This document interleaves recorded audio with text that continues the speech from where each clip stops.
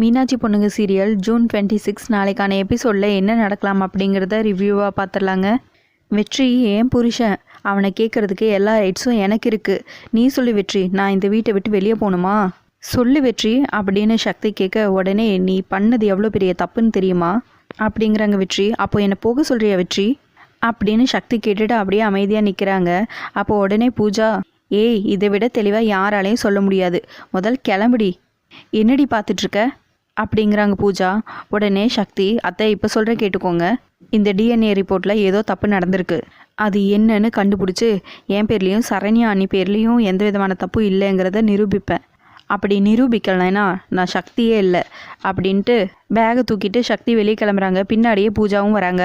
ஏய் நீ தான் ஏதோ ஃப்ராட் வேலை பண்ணியிருக்க, அது என்னன்னு நான் கண்டுபிடிக்கிறேன்டி அப்படின்னு சக்தி சொல்ல, ஏண்டி பேக்கோடு வெளியே போகும்போதே உனக்கு இவ்வளோ வாயா? ஏய் இனிமேல் இந்த வீட்டுக்குள்ளே நீ எப்படி வரேங்கிறத நானும் பார்க்குறேன்டி அப்படிங்கிறாங்க பூஜா. போ அப்படின்னு சொல்லிட்டு சகுந்தலாம்மா பேசுனது எல்லாமே யோசிச்சு பார்க்குறாங்க சக்தி. பூஜா போனதுமே பின்னாடியே வெற்றி வராங்க. வா, எல்லார் முன்னாடியும் என்னை வெளியில் போன்னு சொல்லிட்டே இல்லை, பதில் சொல்லக்கூட உனக்கு பிடிக்கலையா? இப்படி என்னை போக சொல்கிறியே, அங்கே அம்மா என்ன விஷயம்னு என்னை கேட்பாங்க, நான் என்ன பதில் சொல்கிறது அப்படின்னு சக்தி கேட்க, அப்படியே போட்டேன்னு வெய்ய, இப்போ என்கிட்ட கேட்டால் நான் என்னடி பண்ணுவேன்? ஆமாம், நீ என்கிட்ட சொல்லாமல் எதுக்குடி டிஎன்ஏ டெஸ்ட் எடுத்த? இப்போ மட்டும் வியாக்கானமா என்கிட்ட கேள்வி கேட்குற, கிளம்பி போ அப்படின்னு சொல்லிட்டு வெற்றியும் உள்ளே போயிடுறாங்க. சக்தியும் அங்கேருந்து கிளம்பிடுறாங்க.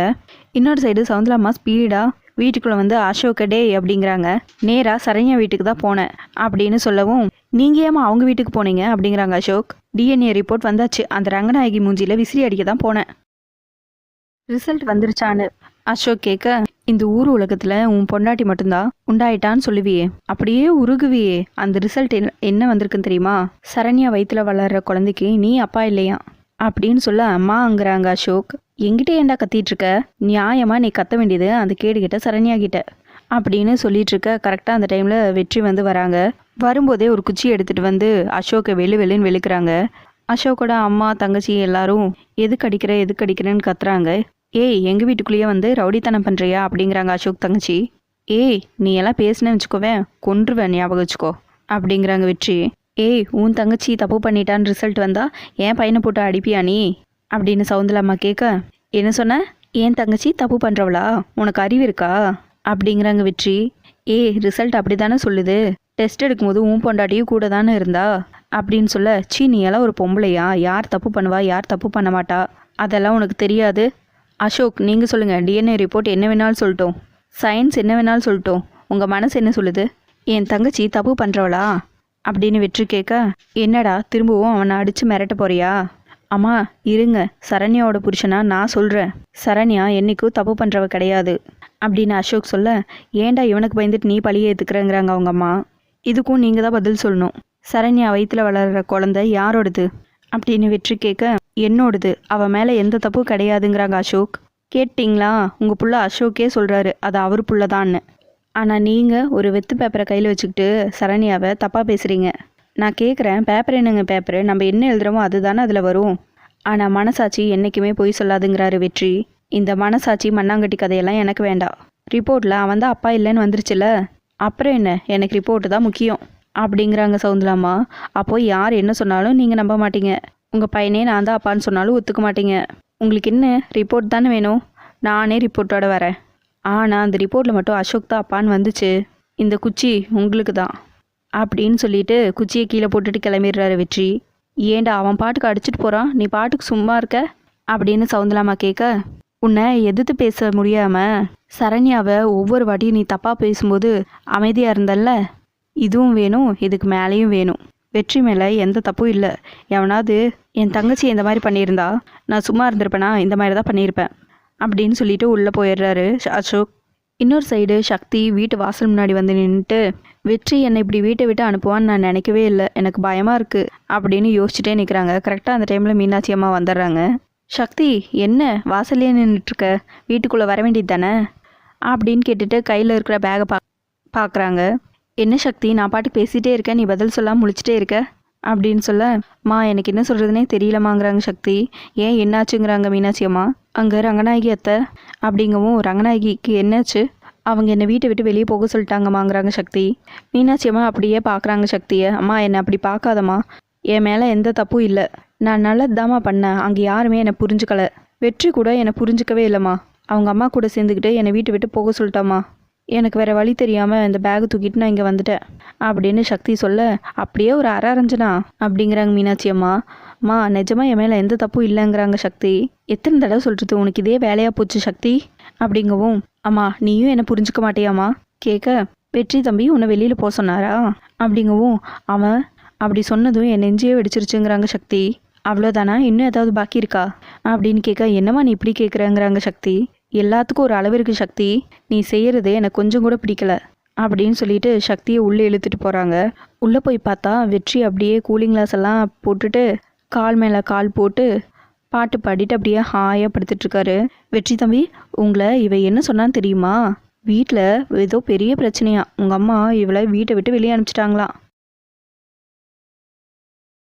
போன்னு சொல்லிட்டேங்களாமே அப்படின்னு இவ வந்து சொல்லிட்டுருக்கா. இவளை என்னதான் பண்ணுறது அப்படிங்கவும், அம்மா நான் என்னம்மா சொல்கிறது, உங்கள் பொண்ணை பற்றி நீங்களே புரிஞ்சுக்கிட்டா சரியாக தான் இருக்கும் அப்படிங்கவும், மறு வீட்டுக்கு நான் தான் வாங்கன்னு சொன்னேன் வெற்றி தம்பிக்கிட்ட.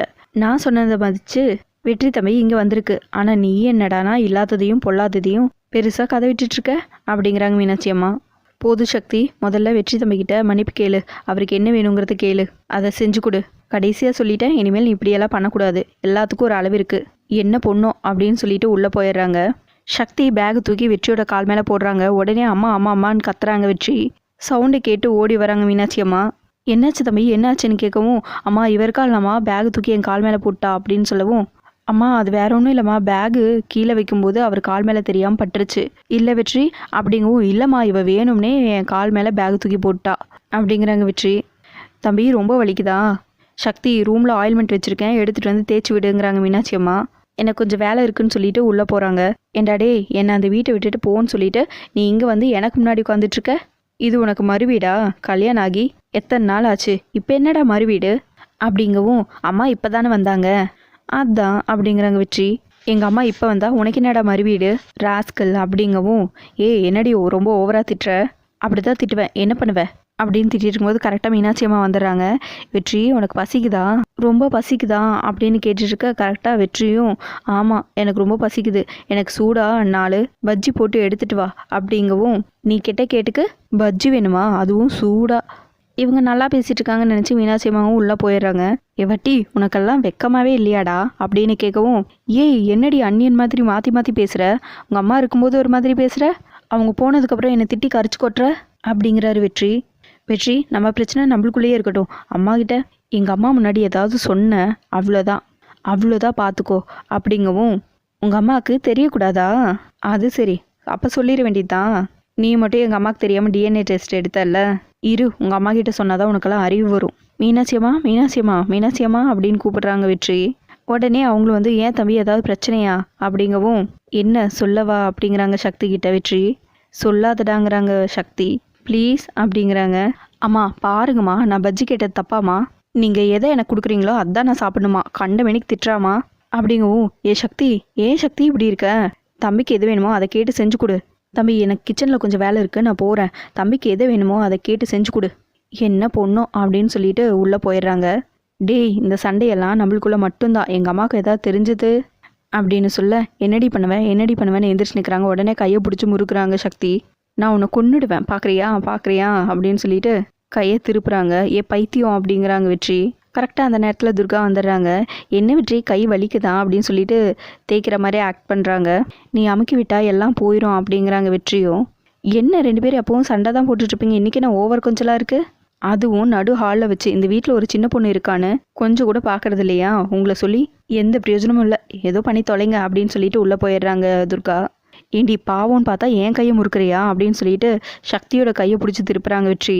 அப்படியே ஒன்று விட்டானா என்னை வலிக்கு விழுக வச்சுட்டு டிஎன்ஏ டெஸ்ட் எடுக்க போனியா அப்படின்னு வெற்றி கேட்க, கை வலிக்குது விட்றாங்கிறாங்க சக்தி. கரெக்டாக அந்த டைமில் யமுனா வராங்க. சக்தி கரெக்டாக யமுனாவோட கையில் இருந்த காயத்தை பார்த்துறாங்க. அக்கா என்னது அப்படின்னு சொல்லி கேட்கவும், உடனே மீனாட்சி அம்மாவும் வந்துடுறாங்க. என்ன ஆச்சு அப்படின்னு சொல்லி யமுனாட்ட கேட்கவும், அம்மா நீ ஒன்றும் பதட்டப்படாத, ஒன்றும் இல்லை, வெந்நீர் கையில் தான் கொட்டிடுச்சு அப்படிங்கிறாங்க. பார்த்து வேலை செய்ய மாட்டியா, வந்து உட்காருவா அப்படிங்கிறாங்க. ரொம்ப வலிக்குதாம்மா அப்படின்னு கேட்கவும், இல்லைம்மா அப்போ வலிச்சுது, இப்போ எதுவும் இல்லை, ஆயில்மெண்ட் போட்டு பரவாயில்ல அப்படிங்கிறாங்க. அம்மா அக்கா வீட்டுக்கு வந்திருக்கா, குடிக்க ஏதாவது கொண்டு வாயேன் அப்படின்னு சொல்லிட்டு மீனாட்சி அம்மாவும் உள்ளே அனுப்பிச்சிடுறாங்க சக்தி. அக்கா அம்மா முன்னாடி கேட்க வேணான்னு தான் அவங்கள உள்ளே போக சொன்னேன், தெரியாம தான் கையில் வெந்நீர் கொட்டிச்சாக்கா அப்படின்னு சக்தி கேட்கவும், ஆமாம் இது என்ன கேள்வி அப்படிங்கிறாங்க யமுனா. எப்படி கொட்டுச்சு அப்படின்னு கேட்கவும், கிச்சனில் ஒரு சொம்பில் வெந்நீர் வச்சுருந்தேன்னா அப்படியே உருண்டு தெரியாமல் என் கையில் கொட்டிடுச்சு அப்படிங்கிறாங்க யமுனா. அப்போ உன் மாமியார் அங்கே தான் இருந்தாங்களா அப்படின்னு கேட்கவும், ஏன் இப்படியெல்லாம் கேட்குறேங்கிறாங்க யமுனா. சக்தி கேட்குறது கரெக்டு தானே சொல்லுங்கங்கிறாங்க வெற்றி. மாமியார் அங்கே தான் இருந்தாங்களா அப்படின்னு வெற்றி கேட்கவும், ஆமாங்கிறாங்க யமுனா. அக்கா அப்போ அவங்க தான் வேணும்னே கொட்டியிருப்பாங்க அப்படிங்கிறாங்க துர்கா. ஏய் சும்மாரு, அவங்க போலீஸ் ஸ்டேஷன் போயிட்டு வந்ததுலேருந்து என்னை அப்படியே மருமகன்னு என்னை அவ்வளோ அன்பாக பார்த்துக்கிறாங்க. என் கையில் வெந்நீர் கொட்டினதும் என்னை விட அவங்க தான் ரொம்ப துடிச்சிட்டாங்க அப்படின்னு சொல்லிட்டு இருக்க மீனாட்சி அம்மா ஜூஸ் கொண்டு வந்து யமுனாட்ட கொடுக்குறாங்க. மீனாட்சி அப்படின்னு சொல்லி கூப்பிட்டுட்டே சக்தியோட அப்பா வீட்டுக்குள்ளே வராங்க. உடனே மீனாட்சி அம்மா தனியாக போய் ஒரு சைடாக நிற்கிறாங்க. இன்னும் என் மேலே இருந்து கோவம் போகலையா, ஏன் எல்லாரும் என்ன அப்படி பார்க்குறீங்க, யமுனா கையில் என்னம்மா அப்படின்னு கேட்கவும், கையில் வெந்நீர் கொட்டிடுச்சுங்கிறாங்க யமுனா. அச்சச்சோ பார்த்து கவனமாக இருக்க வேண்டாமா, டாக்டர்கிட்ட காமிச்சிட்டியாமா அப்படின்னு கேட்கவும், காமிச்சிட்டேங்கிறாங்க. நான் இங்கே வந்தது யாருக்கும் பிடிக்கலன்னு நினைக்கிறேன். நான் உங்கள் அம்மாவுக்கு பண்ண அநியாயமும் அக்கிரமும் அப்படியே உங்களை எல்லாத்தையும் பார்த்துட்டு ஒரு வாய் சாப்பிட்டு போகலான்னு வந்தேன். பரவாயில்ல நான் கிளம்புறேம்மா அப்படின்னு சொல்லிட்டு கிளம்பும்போது துர்கா அவரை சாப்பிட்டு போக சொல்லு அப்படிங்கிறாங்க மீனாட்சி அம்மா. சக்தியோட அப்பாவுக்கு எல்லாம் பரிமாறிட்டு இருக்கும்போது, மாமா நல்லா சாப்பிடுங்கங்கிறாங்க வெற்றி. ரொம்ப நாளைக்கு அப்புறமா நான் இன்றைக்கி தான் ரொம்ப நிம்மதியாக சாப்பிட்றேம்மா. ஏன் தெரியுமா, என் பொண்ணுங்க நீங்கள் பரிமாறினீங்கள்ல அதனால தான் அப்படிங்கிறாங்க. கரெக்டாக அந்த டைமில் சங்கிலி வந்து வீட்டுக்கு வராங்க. அவர் சாப்பிட்றத பார்த்ததும், ஐயோ மாமா என்னையா இங்கே தின்னுட்ருக்க, இரியா வரேன் அப்படின்னு சொல்லிட்டு அவர் பக்கத்தில் போகிறாரு. ஐயோ மாமா அறிவில் எங்கள் அக்காவை கல்யாணம் பண்ணிக்கிட்டு இங்கே வந்து கொட்டிக்கிட்டு இருக்க அப்படின்னு சொல்லவும், உடனே வெற்றி, துர்கா இங்கே கொசுத்தொல்லை அதிகமாக இருக்குல்ல அப்படிங்கிறாரு வெற்றி. என்ன நக்கலாம், நான் என் மாமாட்ட பேசிகிட்டு இருக்கேங்கிறாங்க சங்கிலி. மாமா இடத்த காலி பண்ணு, முதல்ல இங்கே உட்காந்து சாப்பிட்ருக்க எரிச்சலாக இருக்குது அப்படின்னு சங்கிலி சொல்ல, உனக்கேண்டா எரியுது, இது என் பொண்ணுங்க வீடுடாங்கிறாங்க. நான் சாப்பிட்றேன்டா அப்படிங்கிறாங்க சக்தியோட அப்பா. யோ என்ன பொண்ணுங்க வீடா, அசிங்கமாக இல்லை உனக்கு, இதெல்லாம் எங்கள் அக்காவுக்கு தெரிஞ்சுது அவ்வளோதான் நீ அப்படிங்கவும், சக்தி உடனே அவர் இங்கே தான் சாப்பிடுவேன்னு சொல்லிட்டாருல்ல, நீ என்ன ஓவராக கத்திட்டுருக்க, திறந்த வீட்டில் ஏதோ நீ பாட்டுக்கு உள்ளே வர, வெளியே போடா அப்படிங்கவும், என்ன நீ ஓவராக பேசுகிற, உன் புருஷன் பக்கத்தில் இருக்கானா அப்படின்னு சொல்ல, உடனே யமுனா அவள் புருஷன் பக்கத்தில் இருக்கிறனால தான் அமைதியாக பேசிகிட்டு இருக்கா, இல்லைன்னா இந்நேரம் 4 மிதி மிதிச்சிருப்பா, உனக்கே தெரியும்ல, முதல்ல வெளியே போங்கிறாங்க.